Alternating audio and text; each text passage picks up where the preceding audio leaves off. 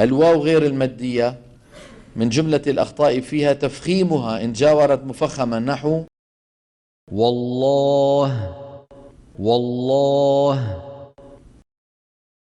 شو لازم يعمل؟ الواو مرققة واللام والله والله. نعم. عدم ضم الشفتين ضما تاما عند نطقها نحو وكان وكان. انتبهنا؟ شو بده يقول؟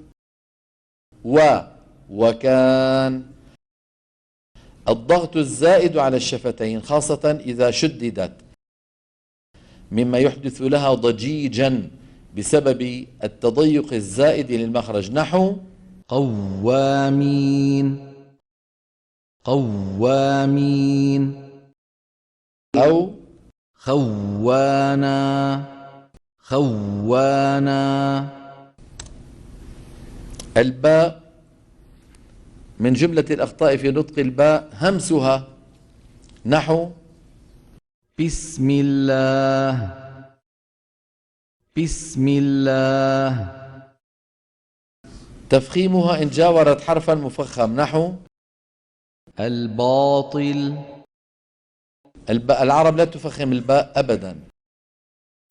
عدم قلقلتها إن سكنت نحو يبصرون يبصرون. الميم من جملة الأخطاء في نطق الميم بتر صوتها عند الوقف عليها حتى تكاد تصير باء نحو الرحيب اسمعوا الرحيب. هذه تكاد تكون باء. تفخيمها إن جاورت مفخما. طبعا كلمة مخمصة فيها كم ميم؟ ميمان. الميم الأولى جاورت خاء والميم الثانية وقعت بين خاء وأنا فصارت عند الخطأ تصير هكذا مخمصة مخمصة. المفروض يقول إيش؟ مخمصة مخمصة. هذا يا أخواني بسموه القدامى من المصنفين من علماء التجويد بسموه تخليص الحروف. تخليص الحروف. شو يعني تخليص الحروف؟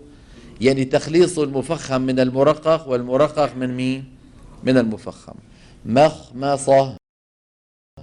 انتبهنا؟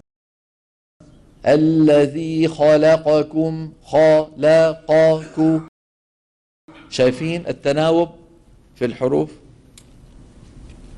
أيضا من جملة الأخطاء في نطق الميم قلقلتها إن سكنت نحو يمترون يمترون أو أنعمت أنعمت. هذه هي أبرز الأخطاء في هذا الأمر.